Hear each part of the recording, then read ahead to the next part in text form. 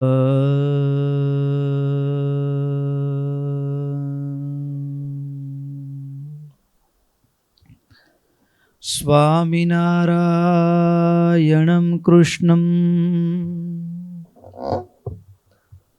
ભક્તિધર્માત્મજં ભુવિં પ્રાદુર્ભૂતમહં વંદે પાતું સદ્ધર્મં આશુરાः કલૌ ઘોરેऽપि યદ્ભક્તૌ અષ્ટાંગયોગશ્રમં વિના સદ્ય સમાધૌ તદ્ધામં ગોલોકાદિસમીક્ષતે યન્નામોચ્ચારણાદેવ મલ્લુગા કલિશંભવાઃ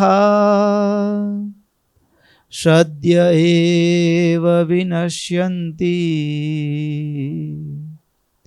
તમીડે ધર્મનંદનમ તમીડે ધર્મનંદનમ.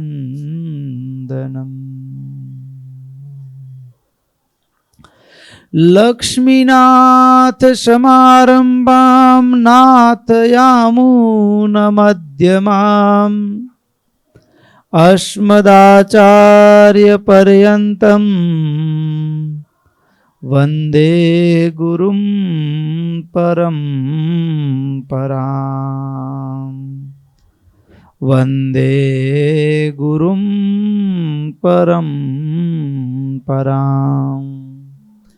ઓમ નમો અવતારિણે સ્વામિનારાયણાય. ઓમ હરિ કૃષ્ણાય નમઃ. ઓમ નરનારાયણ દેવાય નમઃ. ઓમ રાધા કૃષ્ણ દેવાય નમઃ. ઓમ લક્ષ્મીનારાયણ દેવાય નમઃ. ઓમ સર્વેભ્યો પરમહંસેભ્યો નમઃ. ઓમ અસ્મદ્ગુરુભ્યો અસ્મદ્પરમગુરુભ્યો અસ્મદ સર્વેભ્યો ગુરુભ્યો નમો નમઃ. સહજાનંદ સ્વામી મહારાજની જય. વિવાહં જયેષ્ઠ પુત્રસ્ય ધર્મશ્ચક્રે કુલોચિતમ સંભારેણૈવ મહતા તદ્દેશાધિપતિર્યથા. સ્વામિનારાયણ નારાયણ નારાયણ સ્વામિનારાયણ નારાયણ નારાયણ સ્વામિનારાયણ નારાયણ નારાયણ સ્વામિનારાયણ નારાયણ નારાયણ સ્વામિનારાયણ નારાયણ નારાયણ સ્વામિનારાયણ નારાયણ નારાયણ સ્વામિનારાયણ નારાયણ નારાયણ સ્વામિનારાયણ નારાયણ નારાયણ સ્વામિનારાયણ સ્વામિનારાયણ નારાયણ સ્વામી નારાયણ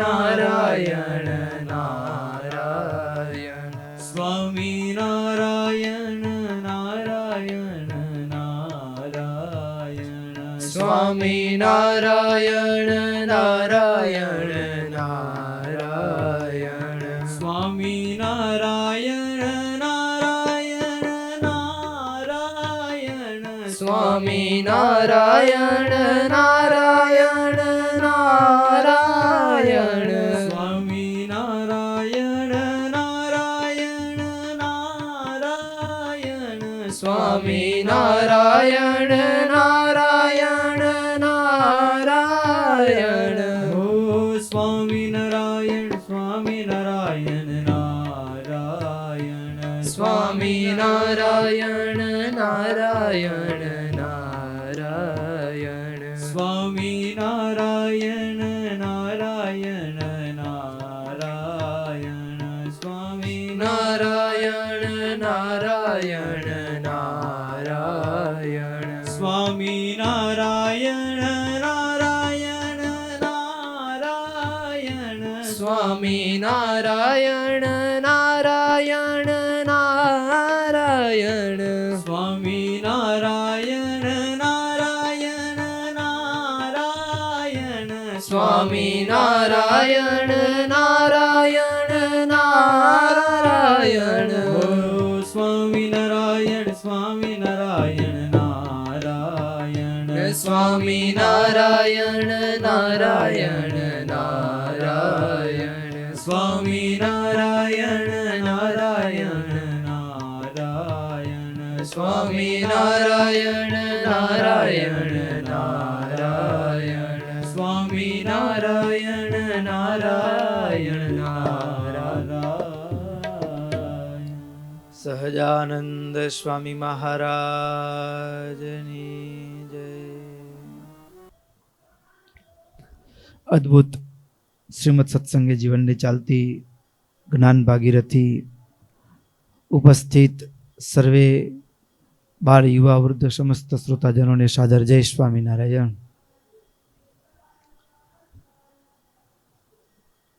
ભગવાન ઘનશ્યામ પ્રભુના મોટા ભાઈ એટલે રામ પ્રતાપભાઈ, એમના વિવાહ લગ્ન 3 જ શ્લોકની અંદર રામ પ્રતાપભાઈના વિવાહની કથા કહી છે. વિવાહમ જ્યેષ્ઠ પુત્રસ્ય, મોટા ભાઈના લગ્ન, અને એ પણ કેવી રીતે કરવામાં આવ્યા? મહતા તદ્દેશાધિપતિ યથા, જાણે કે કૌશલ દેશના રાજાના કોઈ રાજકુંવરના લગ્ન હોય એવા ધામધૂમથી રામ પ્રતાપભાઈના લગ્ન કરવામાં આવ્યા. ક્યાં કરવામાં આવ્યા? બલદેવા બિદૌ વિપ્રો, તરગામ, અને તરગામની અંદર બલદેવ પ્રસાદ નામે એ પરિવારની એક ગુણિયલ કન્યા નામ એનું સુવાસિની, અને એની સાથે રામ પ્રતાપભાઈના વિધિવત લગ્ન થયા છે. આ લગ્ન સુવાસિની ભાભી ગુણવાન હતા એટલું જ નહીં, આ પરિવારની અંદર, ધર્મ પરિવારની અંદર જ્યારે આવ્યા ત્યારે આ પરિવારની અંદર એટલા ઓતપ્રોત થઈ ગયા, પરોવાઈ ગયા, જોડાઈ ગયા, જાણે કે પરિવારની જ એક દીકરી કાં ન હોય.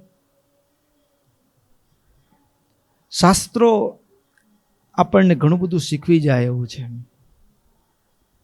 સૌથી પહેલી વાત એ કે લગ્ન થાય ને ત્યારે દીકરી એ સસરાના ઘરે જાય તો ત્યાં જઈશ એ લોકો કેવા હશે એમ નહીં, મારે એની સાથે ભળી જવાનું છે. એ મારી સાથે, મારા વિચારો સાથે ભળશે કે નહીં ભળે એમ નહીં, મારે ભળવાનું છે. એક એ ભાવ હોય. અને એમાં પણ ગુણિયલ સુવાસિની ભાભીના ગુણોની તો શું વાત કરવી. ગુણિયલ સુવાસિની ભાભી અને એ ધર્મ પરિવારમાં આવ્યા પછી એ પણ ઘનશ્યામ પ્રભુની બધી બાલ સજ ચેષ્ટાઓને જુએ છે. છપૈયાની નરનારીઓના મુખેથી ઘનશ્યામ પ્રભુના અનંત આશ્ચર્યો પણ સાંભળે છે. કોઈ બેન આવીને કહે, અરે સુવાસિની, તારો દિયર છે ને?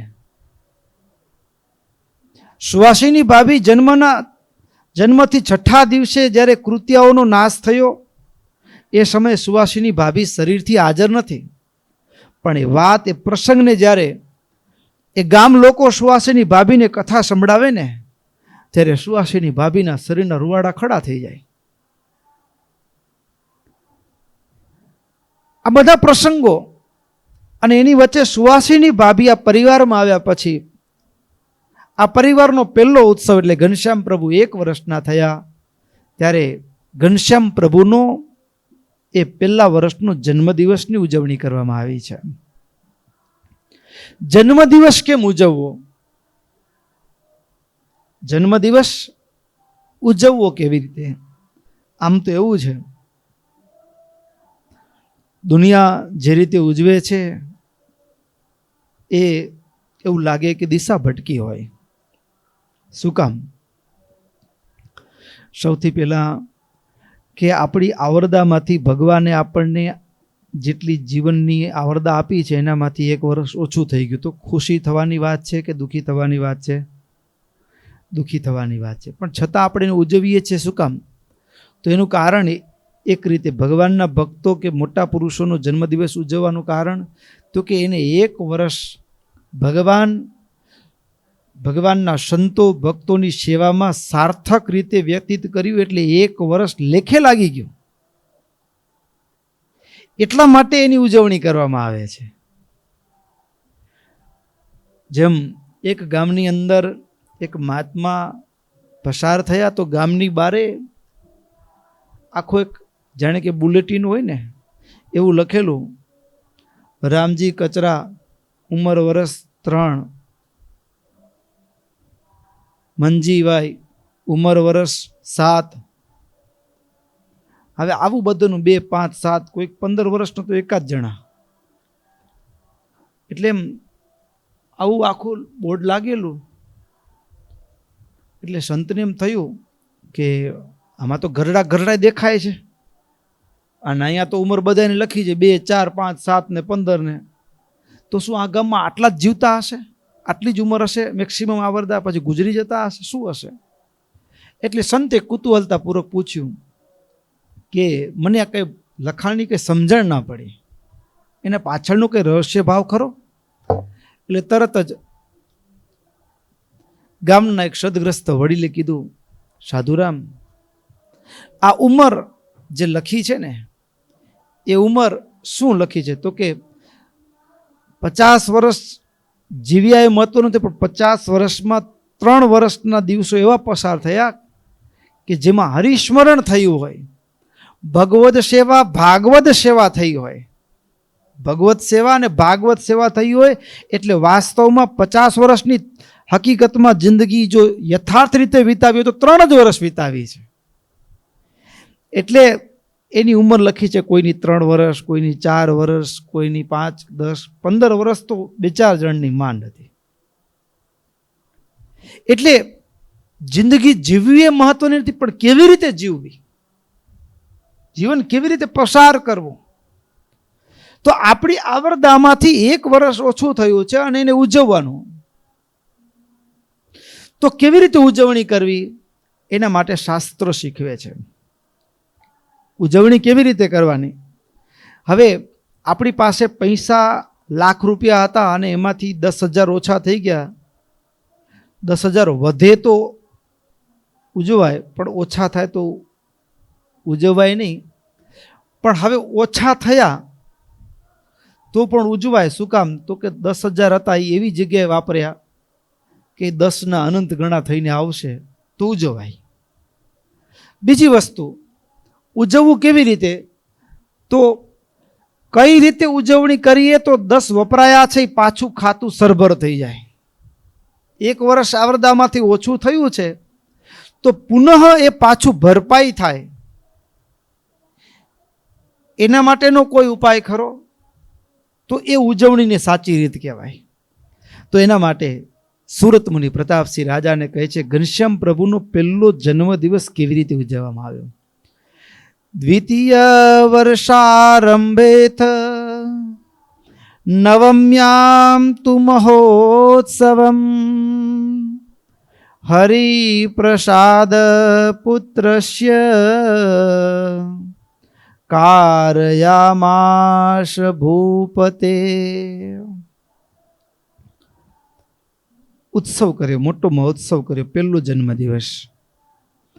હનુમંતમ બલિમ વ્યાસમ કૃપમ દ્રૌણીમ વિભીષણમ માર્કંડેયમ પરશુરામમ વિધિના સમપૂજત. 8 ચિરંજીવીઓની પૂજા. તો આ 8 જે ચિરંજીવીઓ છે એની આવરદા કેટલી? તો કે બ્રહ્માંડની જેટલી આવરદા એટલી એમની આવરદા. એટલે આવરદા રૂપી મૂડી. કોઈની પાસે રૂપિયો 5 રૂપિયા 10 50 રૂપિયા હોય ને આપણી પાસે લાખ રૂપિયા માગી તો એ શું આપણને આપે?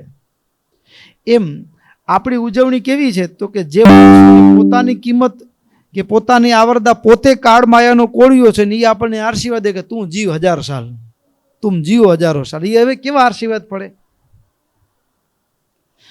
તો કોની પાસે કોની પ્રાર્થના કરી? તો કે જેની પાસે આવરદા રૂપી મૂડી છે. 8 ચિરંજીવીઓ છે કે જેની પાસે વાસ્તવમાં આવરદા રૂપી મૂડી છે. એની પ્રાર્થના કરીએ અને આપણા ઉપર અમિદ્રષ્ટિ વરસાવે તો આપણા પ્રારબ્ધમાં કંઈ ખૂટતું હોય તો એ ભરપાઈ થઈ જાય. 8 ચિરંજીવીઓનું પૂજન. આ 8 ચિરંજીવીઓનું પૂજન પણ બહુ, આમ તો ધર્મદેવના જીવન ઉપરથી ધર્મદેવ સાચા અર્થમાં ગ્રસ્ત હોવા છતાં પણ એક સાધુ છે એમ ક્યાં ખબર પડે? ખબર છે? આ 8 ચિરંજીવીઓની અંદર એક અશ્વત્થામા છે. હનુમંતમ એટલે કે હનુમાનજી મહારાજ, બલિમ એટલે બલિરાજા, વ્યાસમ એટલે કે વ્યાસજી, કૃપમ એટલે કૃપાચાર્ય અને દ્રૌણીમ એટલે દ્રોણાચાર્યના પુત્ર એવા અશ્વત્થામા, વિભીષણ, માર્કંડેય, પરશુરામ. હવે જે અશ્વત્થામાએ શ્રાપ આપ્યો છે કે તમારો પુત્ર હથિયાર ધારણ નહીં કરે, શ્રાપ આપનારનું પણ પૂજન, એ ચિરંજીવી છે તો મારે એની પૂજા કરવી જોઈએ. એને અનાદર નથી કે એ તો ભગવાનના કે અમારા શત્રુ કહેવાય, અમને હેરાન કરવા માટે અમારા ઉપર ખીજાયા હતા, એનું પૂજન હું નહીં કરું. સમજ્યા ને? તો અશ્વત્થામાનું પણ પૂજન કર્યું છે.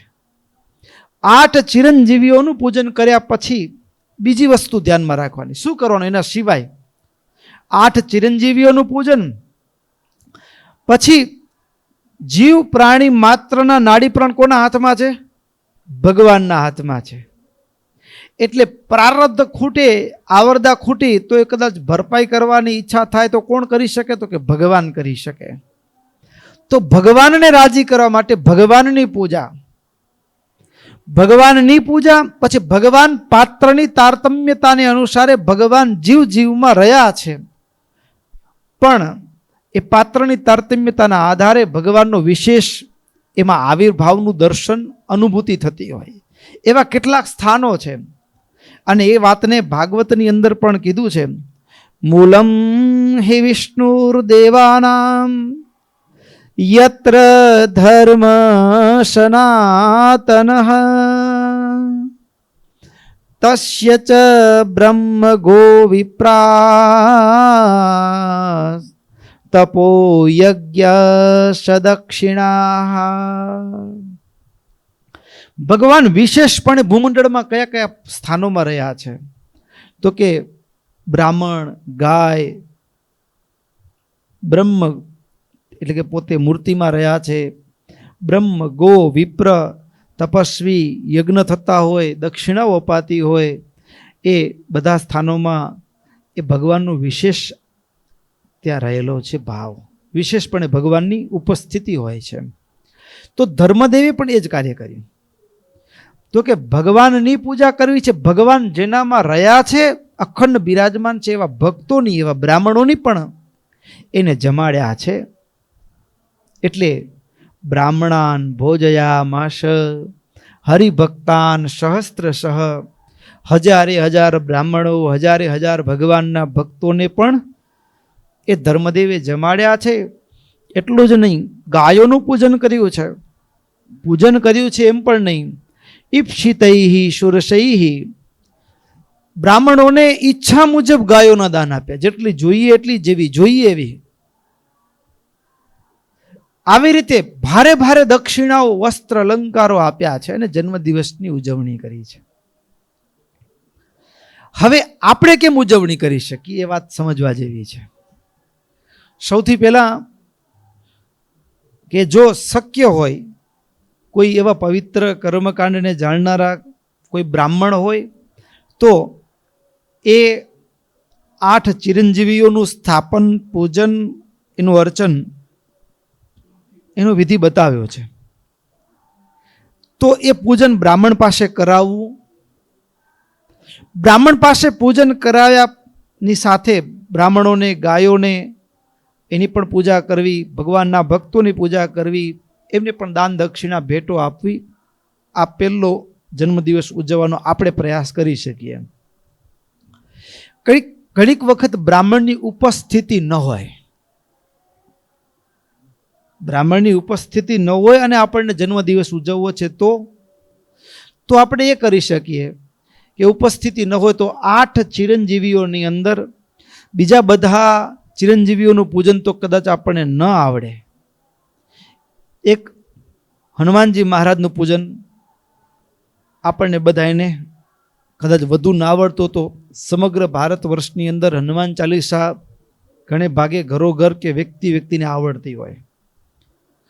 સ્વામિનારાયણ સંપ્રદાય સાથે સંકળાયેલો કોઈ મુમુક્ષુ હોય, કોઈ ભગવાનના ભક્તો હોય તો ધર્મદેવ સ્વયં હનુમાનગઢીમાં જે મંત્રનો જાપ કરતા, એ મંત્ર ઓમ નમો હનુમતે ભયભંજનાય સુખમ કુરુ ફટ સ્વાહા, એ મંત્રનો 11 વખત કે 108 વખત કે એનો જાપ કરી શકાય. કે મુક્તાનંદ સ્વામી રચિત હનુમાનજી મહારાજનું સ્તોત્ર છે, એનો પાઠ કરી શકાય. ધર્મદેવકૃત રામદૂત શરણમ પ્રપદ્યે સ્તોત્રનો પાઠ કરી શકાય. બીજા નંબરે કદાચ ઓછું વધુ આવડતું હોય તો વેદવ્યાસજીની કોઈને પૂજા આવડતી હોય, 2-4 શ્લોકો વ્યાસમ વસિષ્ઠ નપ્તારમ શક્તે પૌત્રમ કલ્મસમ પરાશરાત્મજમ મંદે સુકતાતમ તપોનિધિમ, એ આપણે પૂજા કરી શકીએ. હવે જન્મદિવસમાં હનુમાન ચાલીસાનો પાઠ કરી શકીએ. બધા કદાચ 8 ચિરંજીવીનું મનોમન ભાવથી સ્મરણ કરીએ અને હનુમાનજી મહારાજનું વિશેષ સ્મરણ સાથે ઠાકોરજીની આગળ ઘીનો દીવો કરી અને ઠાકોરજીને ભગવાનને માટે થાળ બનાવ્યા હોય, ભગવાનને ફળ અર્પણ કરીએ, ભગવાનને દક્ષિણાઓ અર્પણ કરીએ અને 8 ચિરંજીવીનું સ્મરણ કરીએ અને હનુમાનજી મહારાજને પ્રાર્થના કરીએ કે તમારા બધાની પૂજા તો કેમ કરવી, હું તો મને નથી આવડતું, પણ આ મારી નાની અમથી ગાલી ગયેલી ભાષાની નાનકડી સ્તોત્ર પાઠને પણ તમે સ્વીકારી મારી ઉપર કૃપા દ્રષ્ટિ વરસાવજો, એવી પ્રાર્થના કરી શકાય જન્મદિવસ સમયે. પછી હવે બીજી વસ્તુ શીખવા જેવી એ છે કે જન્મદિવસની ઉજવણીમાં આપણે જવાનું થાય તો આપણે શું કરવું? લોકો ભેગું ભળી જવાનું, તુમ જીવો હજારો સાલ, તુમ જીવો હજારો સાલ, ને બીજે દિવસે ભાઈ ગુજરી ગયા હોય. શું કામ? તો કે આપણે કહેવાથી કોઈ 1000 સાલ જીવતું નથી. તો એના માટે શું કરવાનું? આપણા હાથમાં જીવના નાડી પ્રાણ નથી. આપણે ઈચ્છા કરવાથી પણ કોઈનું સારું થઈ જતું નથી. તો હવે હકીકતમાં એનું સારું કરવું છે તો આપણે કરી શકીએ? કરી શકાય. તો કરવા માટેની પ્રોસિજર શું છે? કોઈ માનો કે તમારો જન્મદિવસ છે અને હું તમારું સારું ઈચ્છું, તો મને તમારું સારું કરવું અને ઈચ્છા છે, તો હું શું કરી શકું? જન્મદિવસની છે તો હકીકતમાં તમારી શુભકામના કેવી રીતે કરી શકું? તો કે મારા તમારા બધાના નાડી પ્રાણ જેના હાથમાં છે, ભગવાનને તમારા વતી પ્રાર્થના કરી શકાય. એટલે કે જેમના જન્મદિવસમાં ગયા હોઈએ એમના માટે ભગવાનને પ્રાર્થના કરીએ જનમંગલનો પાઠ કરી એના માટે વિશેષપણે 1 પાઠ, 5 પાઠ, 10 કે 11 પાઠ હોય. હનુમાન ચાલીસાના પાઠમાં ચિરંજીવીની પ્રાર્થના કરી શકાય. પ્રભુ કે હનુમાનજી મહારાજ આદિકને પ્રાર્થના કરીએ કે તમે અષ્ટ ચિરંજીવી તમે રાજી થયા હો મારી નાનકડી પ્રાર્થનાથી, તો મારા મિત્ર કે મારા સ્નેહી છે, મારા પરિવારના મારા સ્વજન છે, મારા પ્રિય છે, મારા આત્મીય છે, એના ઉપર કૃપા દ્રષ્ટિ વરસાવજો. એના જીવનમાં આવનારી આદિ વ્યાધિને દૂર કરી અને એના જીવનમાં પરમ શ્રેય થાય એવી શાંતિ પ્રદાન કરજો. એવી પ્રાર્થના આપણે એના વતી ભગવાનને કરીએ અને ભગવાને પ્રાર્થનાથી રાજી થાય તો એનું સારું થાય. એટલે કોઈકના જન્મદિવસમાં આપણે જઈએ ત્યારે હકીકતમાં જો આપણે એનું ભલું ઈચ્છતા હોઈએ, ઘણીક વખત તો એવું દુનિયામાં અત્યારે દીવાઓ બુજાવે, પછી કેક કાપવાનું હોય કે ઘણા બધા વિચિત્ર અલગ અલગ ક્યાંકથી જોયું હોય ટીવી ચેનલો ફિલ્મોમાંથી અને ઉજવતા હોઈએ. પણ પરંપરા સાચી એ કે સાચા અર્થમાં જન્મદિવસને ઉજવવાની રીત કેક કરતાંય સ્નિગ્ધ પદાર્થ સત્વગુણી ભોજન એટલે ઘી કહેવાય. અને ઘીમાંથી બનેલા ગોળના લાડુ હોય અને એ લાડુ એક ભગવાનને અર્પણ કર્યો હોય અને ભગવાનને જમાડ્યા પછી એ બધા ભક્તોમાં એ પ્રસાદના રૂપમાં અપાયો હોય, તો એની આખી એક અલગ જ ફળશ્રુતિ, એનો આનંદ જુદો હોય. હમણાં જ આ વાત સત્સંગી જીવનની આગળના એક કથા સત્રમાં કરવાનો પ્રસંગ આવ્યો ત્યારે એક સદગ્રસ્તએ આ વાતને વધાવી લીધી. એના દીકરાના જન્મદિવસ પ્રસંગે આજુબાજુના બધા છોકરાઓને આમંત્રિત કર્યા. એ બધા બાળકો આવ્યા ને એટલે બધા બાળકોની સાથે સૌથી પહેલાં તો એ ઠાકોરજીની આગળ દીપ પ્રજ્વલિત કર્યો. ઠાકોરજીની આગળ બધા આવ્યા એટલે કે ઘરમાં ફુગાઓ રાખ્યા હોય ને બધા ભેગા થઈને ફૂંકવો દે કે એવી રીતે નહીં, પણ ઠાકોરજીની આગળ થાળ અને ફળના ભેટ અર્પણ કરી ઠાકોરજીને. પછી એ બાળક પોતાના હાથે જ ભગવાનને જમાડે થાળ, પોતાના હાથે જ ભગવાનને ફળ અર્પણ કરે. પછી બધા બાળકો ભેગા મળી અને એ હનુમાન ચાલીસાના 3 પાઠ કર્યા. કેટલા? હનુમાન ચાલીસાના 3 પાઠ કર્યા. સત્સંગના યોગમાં છે. બીજા કદાચ 8 ચિરંજીવીનું પૂજન ના આવડે તો હનુમાન ચાલીસા આવડતી હોય. પછી 108 વખત એ ઓમ નમો હનુમતે ભયભંજનાય સુખમ કુરુ ફટ સ્વાહા એ મંત્રનો જાપ કર્યો. અને ત્યાર પછી 3 જનમંગલના પાઠ બધા બાળકો ભેગા બેસીને કર્યા. અને ત્યાર પછી જે બાળકનો જન્મદિવસ હતો એ ભગવાનને અર્પણ કરેલો જે પ્રસાદ છે એ લાડુ એક બાળકને એ પોતાના હાથે આપ્યો. અને આવી રીતે જન્મદિવસની ઉજવણી કરી. અદ્ભુત ઉજવણી કહેવાય અને સાચી ઉજવણી કહેવાય. તો આવી રીતે ભગવાનના એ જન્મદિવસની ઉજવણી પહેલો જન્મદિવસ ઉજવવામાં આવ્યો. અને ભક્તો, હવે જે સુવાસીની ભાભી પરિવારમાં આવ્યા છે, હજી થોડા દિવસ થયા, જન્મદિવસની ઉજવણી થઈ, પણ સુવાસીની ભાભી આવતા સુવાસીની ભાભીની આંખ એક વાત તો પરખી ગઈ. શું? આ ઘનશ્યામ એ મારા દિયર તો ખરા, પણ આખા છપૈયા વાસીના પ્રાણ છે. સૌથી છપૈયા વાસીનું કોઈ પ્રિય પાત્ર હોય ને તો છપૈયા વાસી નરનારીઓ હતા. કદાચ એનો પરિવાર ભિન્ન હોઈ શકે, પણ એના પરિવારમાં એના દીકરાઓ કરતાં પણ એને ઘનશ્યામ વધુ વાલા હતા. એ વખત કોઈ ના કોઈ બહાનાથી એ ધર્મના આંગણામાં આવે અને ત્યાં આવી અને ઘનશ્યામને રમાડવા માટે, ઘનશ્યામને પોતાના ઘરે લઈ જવા માટે કોઈને કોઈ રીતે પ્રયાસ કરે. આ સુવાસીની ભાભીએ નજર સામે જોયેલો અનંત આશ્ચર્ય જોયેલા સુવાસીની ભાભીએ. આ આશ્ચર્યની વચ્ચે સુવાસીની ભાભીનું મન છે ને, માનવ મન હજારો શંકા કુશંકાઓથી ભરેલું છે. માનવ મન એ કોઈ નવી વ્યક્તિને મળે ત્યારે એની સાથે મળતાની સાથે જ કેટલાક નવી જ આશા આકાંક્ષાઓની સાથે નવું આકલન કરતી હોય છે. માનવ મન નવું આકલન કરે અને એમાં સુવાસીની ભાભીનું મન પણ એક નવું જ આકલન કરતું હતું. શું આકલન કરતું હશે? 2 વસ્તુ હતી. સુવાસીની ભાભી ઘનશ્યામ પ્રભુના કેટલાક એવા પ્રસંગો પણ સાથે રહેતા હોય જોવા મળે. માનુષિક ચરિત્ર એટલે શું? ભગવાનનું જીવન દિવ્ય, ભારોભાર દિવ્યતાથી ભરાયેલું છે. ભારોભાર દિવ્યતાથી ભરાયેલું છે. ક્યારેક નાનકડા છોકરાઓ સાથે રમતા હોય તો એને મારે એવું પણ જોવા મળે, ક્યારેક રડે એવું પણ જોવા મળે. અને એ જ ઘનશ્યામના દિવ્ય ચરિત્રોની ઝાંખી પણ થાય. ક્યારેક રીસાએ એ માનુષિક ચરિત્ર દેખાય, અને દિવ્ય ચરિત્ર જેટલી જેટલી કથાઓ ઘનશ્યામ પ્રભુ સુવાસિની ભાભીએ ઘનશ્યામના ધર્મ પરિવારમાં આવે એના પહેલાંની કથાઓ છપૈયાના નરનારીઓના મુખેથી સાંભળ્યો તો દિવ્યતા પણ સાંભળવા મળે. એટલે મનમાં થાય કે મારો દિયર ભગવાન હશે કે નહીં હોય. આ બધા લોકો કે છે કે તારો દિયર તો ખરેખર કોઈક દેવ પુરુષ છે, કોઈ કે ભગવાન છે, કોઈક ઋષિ છે પૂર્વના, કોઈ કે દેવ છે. આમ અવનવી અવનવી વાતો સાંભળવા મળતી ભાભીના મનમાં થાય. અને ભક્તો સાચી વાત તો એ છે, નારીનું હૃદય છે ને, નારીનું હૃદય એ ભાવ પ્રધાન છે, પુરુષ બુદ્ધિ પ્રધાન છે અને સ્ત્રી ભાવ પ્રધાન છે. એટલે પુરુષનું નોલેજ એ શબ્દ જ્ઞાન ઉપર આધાર રાખે અને સ્ત્રીનું જે જ્ઞાન છે ને એ અનુભવજન્ય જ્ઞાન છે. કેવું છે? અનુભવજન્ય જ્ઞાન છે. અને અનુભવજન્ય જ્ઞાન કેટલું ચરમ સીમાનું હોય એ સમજી શકાય કે ઉપનિષદોની અંદર ગાર્ગી મહાવિદુષી કે યાજ્ઞવલ્ક્ય ઋષિ જેવા મહાન બ્રહ્મવેત્તાઓની સાથે શાસ્ત્રાર્થમાં એને પ્રશ્નોત્તર કરે.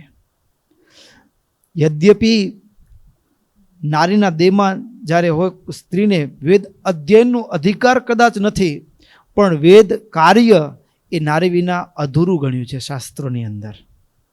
એને અધ્યયન નથી, એને શબ્દોથી નારી એ વેદને પઠન નથી કરતી, પણ એ આચરણથી પઠન કરે છે. એટલે પુરુષના હોઠમાં વેદ હોય અને નારીના આચરણમાં વેદ હોય. પુરુષના હોઠમાં વેદ હોય એટલા માટે ગોપીઓને વેદની ઋચાઓ કીધી છે.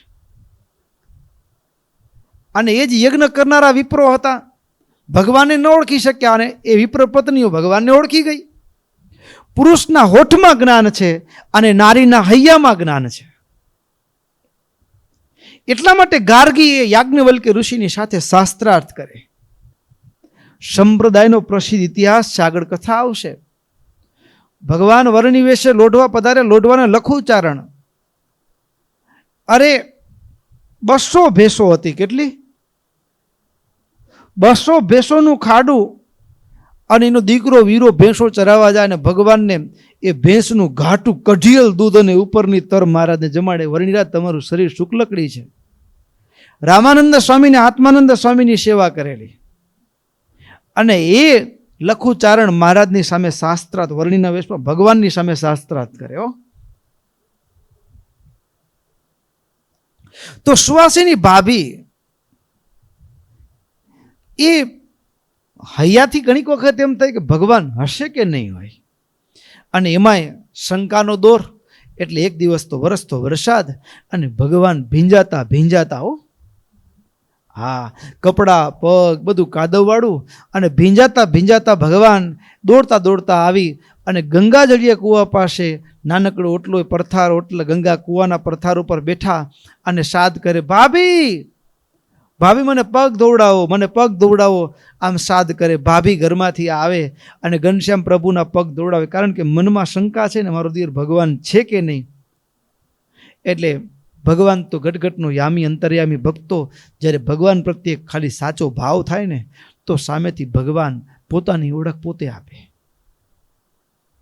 માનવ બુદ્ધિથી ભગવાનની માનવ બુદ્ધિ, માનવ ફૂટપટ્ટીથી આપણે બુદ્ધિરૂપી ફૂટપટ્ટીથી ભગવાનને માપવા નીકળી, ભગવાન નો મપાયો, ભગવાન નો મપાય. અને સુવાસિની ભાભી મનમાં ધીરે શંકા કુશંકાય થાય અને એ શંકા કુશંકાના ભાગરૂપે આમ ભગવાન હસતા હસતા આવે, સાદ કરે, ભાભી મને પગ દોડાવો.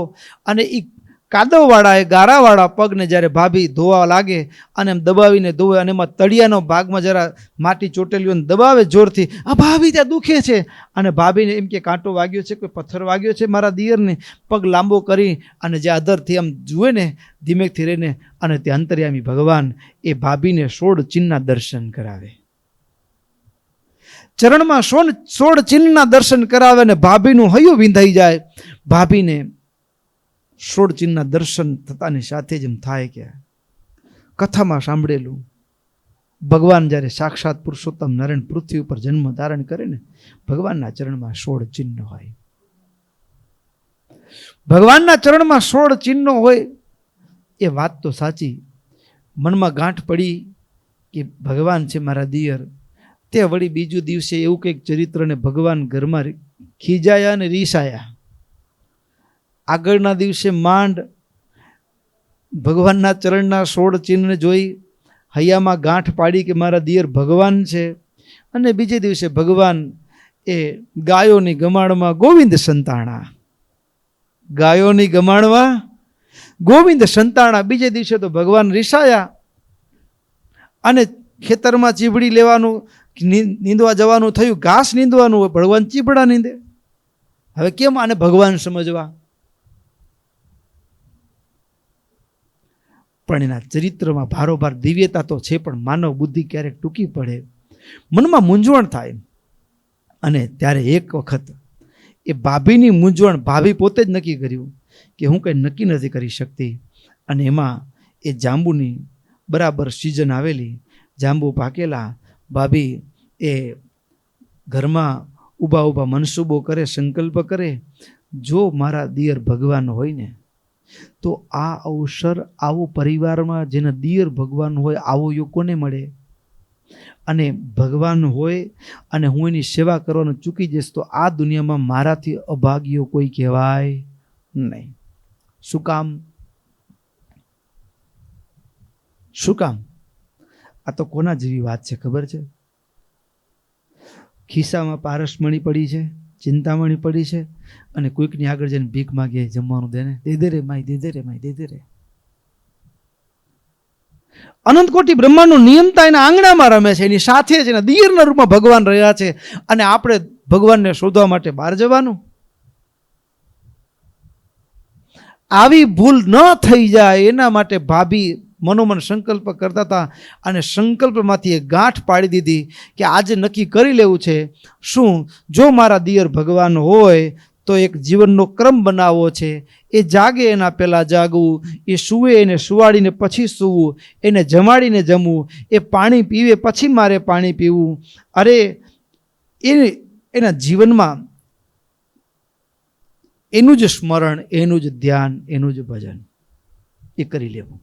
આવો યોગ પછી નહીં મળે. પણ ખાતરી કર્યા પછી, ખાતરી કેમ કરવી? જોજો, નારીનું હૃદય અનુભવની મૂડી છે. શું છે સુહાસિની ભાભી પાસે?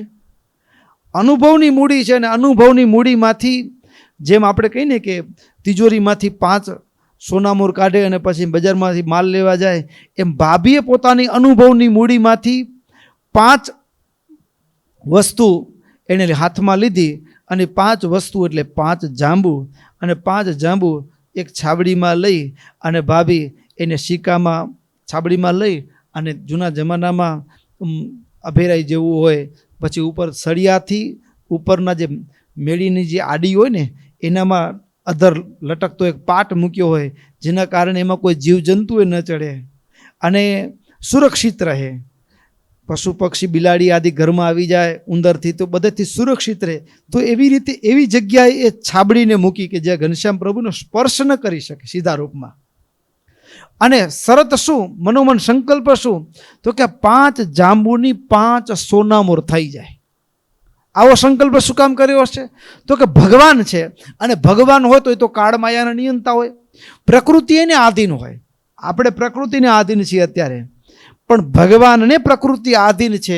એટલે જાંબુની સોનામોર કરવી હોય તો કરી શકે, અને સોનામોરના જાંબુ કરવા હોય તો પણ ભગવાન કરી શકે. કરતુમ અકર્તુમ અન્યથા કરતુમ. આ 5 જાંબુની 5 સોનામોર કરી દે. અને બીજું તો કે ભગવાન છે એટલે અંતર્યામી છે, સર્વજ્ઞ હોય, એટલે મારું મન જાણી જાય. તો મને બોલાવીને કે ભાભી 5 જાંબુની 5 સોનામોર થઈ ગઈ છે, જાઓ જોઈ આવો. અને એ ભાવને અદ્ભુત ઝીલાયો છે શબ્દોની અંદર. સાંભળીએ શબ્દોને.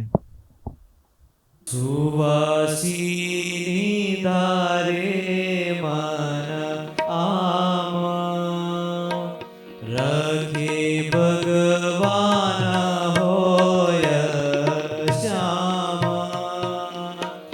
મારા ચિત્તમાં જણાય એમાં પણ થોડું રે છે મન મેમાં મારા મનમાં તાર્યું છે છાનું તે જો સત્ય કરે ત્યારે માનું નિરસંસે જાણું ભગવાન દરો પ્રભુનો નિત્ય હું ધ્યાન એમને જમાડીને રે જમાડું પાણી પાઈને પછી હું પીવું પેલા પોડાડું શ્રી ભગવાન પછી મારે કરવું શયન આમને ઉઠ્યા પેલા હું જાગું તરત તનડાની માયા ત્યાગું કરું ભજન ધરી માત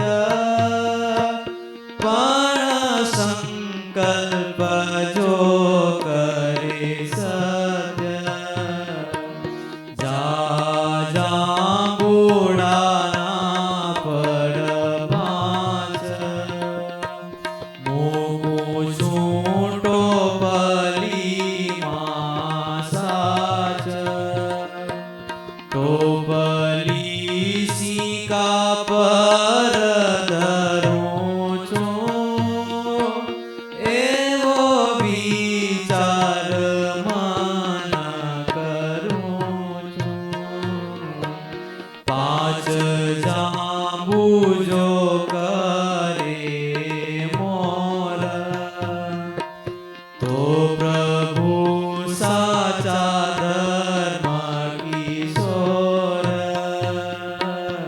વળી મોને કહે રોડી રીતે તમારો સંકલ્પ થયો સત્ય તમારો સંકલ્પ થયો સત્ય અદ્ભુત એ ભાવ ઝીલાયો છે. ધર્મદેવ હસતા હસતા કે વેવાઈરાજ ખામૈયા કરો, તમે જે વાત કરો છો ને એ તમારી દીકરીને જ પૂછી જુઓ ને. સુવાસીની ભાભી સ્વયં કે હું જો પિયરે જાઉં તો એટલો સમય મારો ઘનશ્યામની સેવા વિના નો જાય. અને ત્યારે બલદેવ પ્રસાદ દીકરીને કે દીકરી ઘરે ચાલો, પરિવારના બધા જ રાહ જુએ છે. લગ્ન થયાને કેટલો સમય પસાર થઈ ગયો, તમે હજુ સુધી ઘરે જ નથી આવ્યા. સુવાસીની ભાભી એક દીકરી એક બાપને કહે, પિતાજી હું નથી આવીને એ મારી ઈચ્છાની વાત છે, પણ તમે મને આગ્રહ કરતા હો કે આવું, ઘરે આવું, તો એક કામ કરો. શું? આ ઘનશ્યામ જો મારી સાથે ચાલે ને, દરગાહમાં આવે ને, તો હું આવું. એટલે ઘનશ્યામ દરગાહમાં આવે ભાભીની સાથે મળવાનું. કોને છે? ભાભીને મળવાનું છે. પણ આવી એને જીદ રાખી. ધર્મદેવે અનુમોદન આપ્યું કે ભલે, કે તમે ઘણા સમયથી પિયરે નથી ગયા, ઘનશ્યામને સાથે લઈ જાઓ. અને આવી રીતે ઘનશ્યામ પ્રભુ ભાભીની સાથે કેટલો પ્રેમ હશે કે ભાભી વિના એક પળ પણ જવી જોઈએ, ભાભી ઘનશ્યામ વિના એક પળ પણ ન જવી જોઈએ, એટલું અનુસંધાન રાખે છે. અને એવી રીતે ભગવાન